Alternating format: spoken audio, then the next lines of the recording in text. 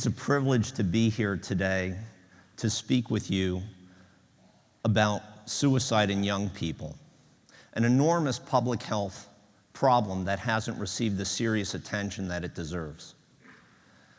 My goal today is not just to capture your attention about the problem, not just to really sound the alarm, but to encourage you to take this problem seriously and hopefully to act accordingly.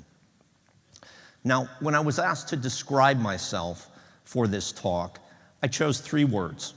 The first was physician, the second was psychiatrist, and the third was advocate. Now, most of us don't come by our passions by accident, and I suppose I'm no different. So let me tell you a little bit about me. I don't think it's an accident that I am the first and only physician in my family. I am quite confident that the death of my brother Paul, when I was about 8 years old, was a powerful influence on my choice of medicine as a career, and also on my abiding interest in wanting to do something to protect the lives of young people.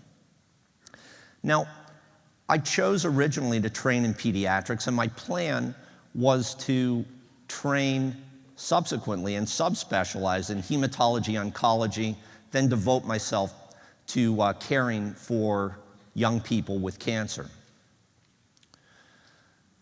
I had always been interested in psychiatry, but somehow never took it seriously as a career direction, largely because I think I considered it, and I was worried that other people might think it, a frivolous way to make a living.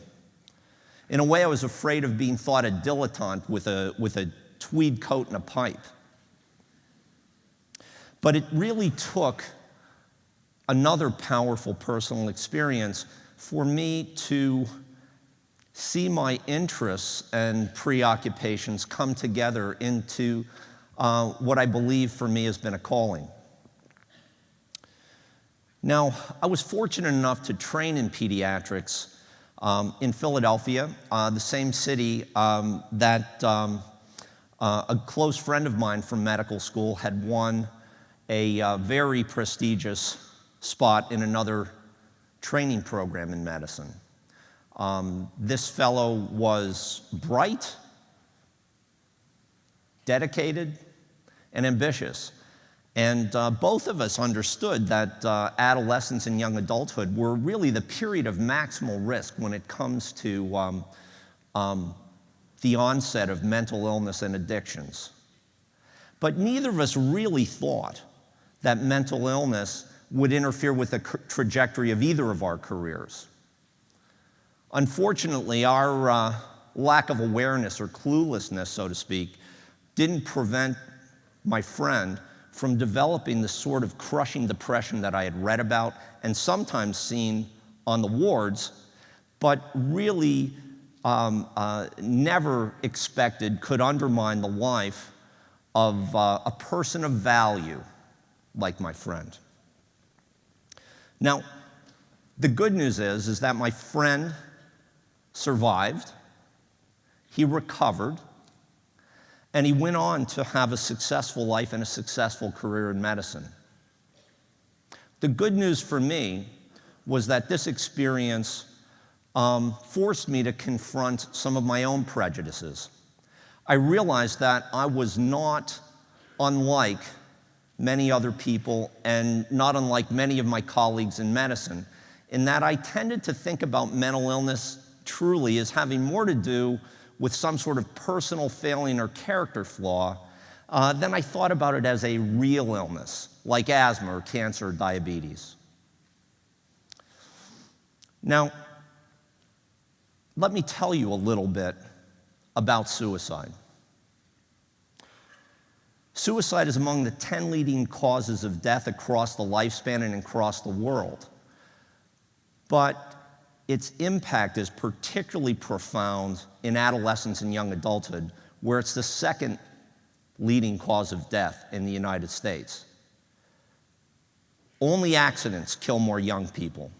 And if you look around this audience, it's probably the second leading cause of death in this audience. In 2013, nearly 4,900 people between the ages of 15 and 25 killed themselves. That represents almost 20% of all the deaths in that age group.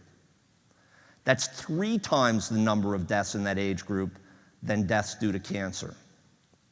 And what's even more shocking is if you add together all of the deaths due to cancer, deaths due to cardiovascular disease, deaths due to diabetes, deaths due to respiratory illnesses like asthma and cystic fibrosis, deaths from pneumonia, influenza, and meningitis, and HIV, and you add them all together, more people die by suicide in that age group.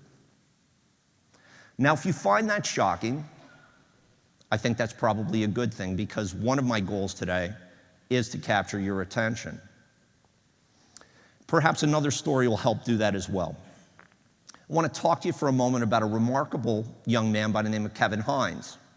When Kevin was 19, after several weeks of really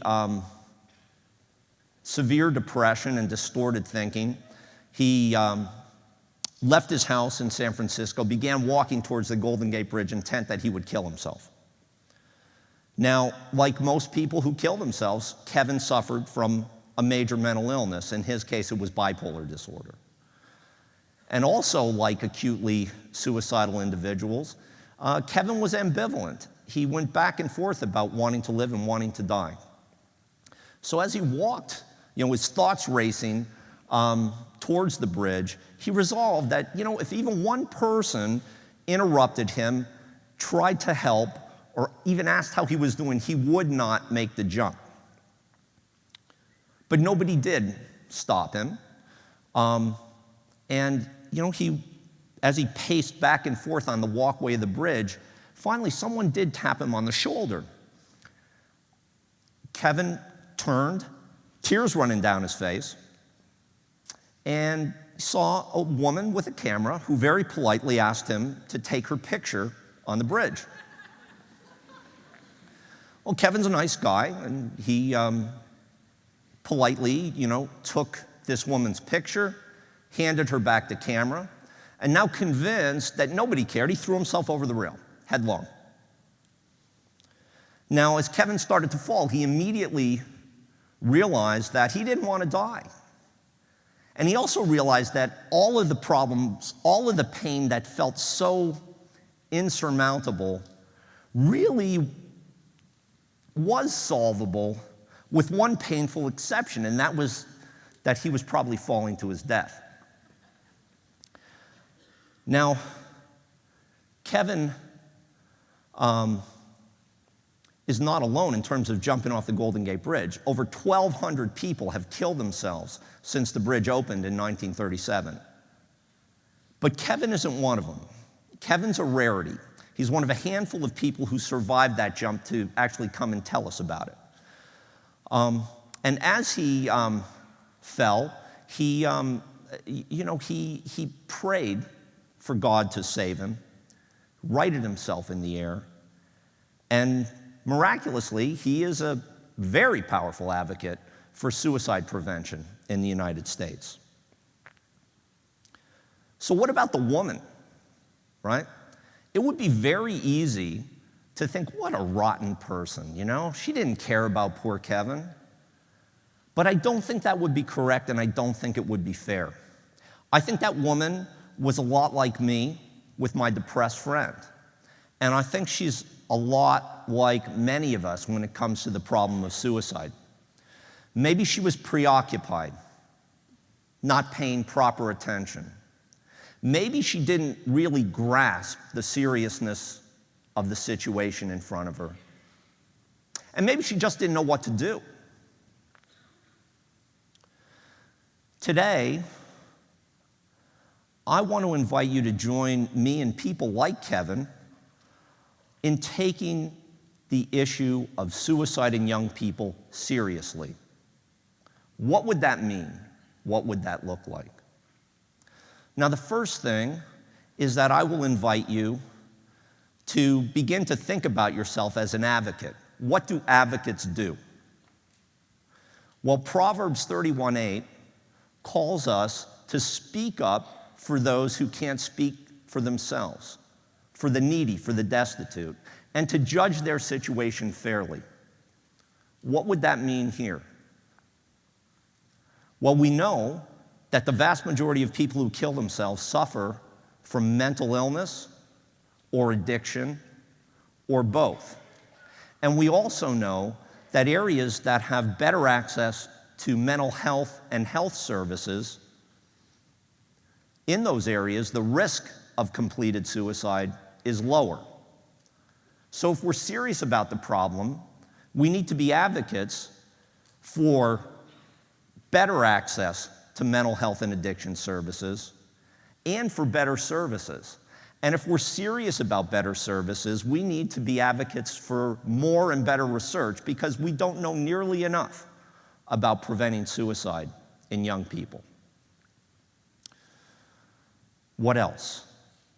I think it's critically important that we approach this problem with a sense of hope, and I believe it's realistic hope, and positive expectations. You know, nihilism didn't get us the polio vaccine, and it's clearly not helpful to us when we think about this problem of suicide. If anything, it's clearly a detriment. Look around, think about it for a minute, and I want you to think about this next year. What would be an acceptable number of suicides in young people? What would be an acceptable number of suicides in the folks and people like the folks who are in this audience today? If you're like me, you come to the same conclusion, which is it's zero, and that our tolerance for suicide in young people should be a zero tolerance. What else does it mean to be an advocate? Well, part of being an advocate means that we need to challenge ourselves and others by asking questions, and sometimes uncomfortable questions. Here are a few for you to think about today.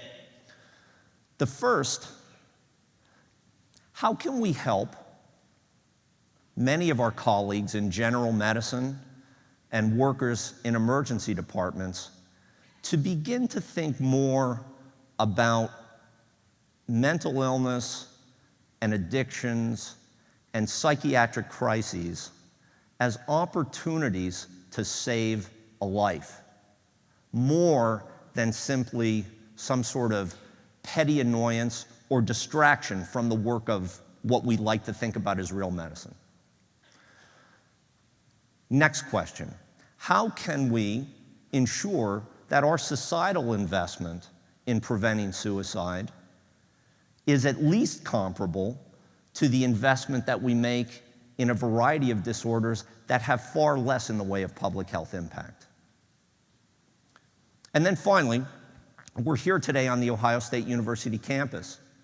So it seems to me an appropriate question is, you know, what would the Big Ten be like if these great universities cared more about which of the campuses, competed more for which campus would be the first one to be suicide-free than which campus had the best football team?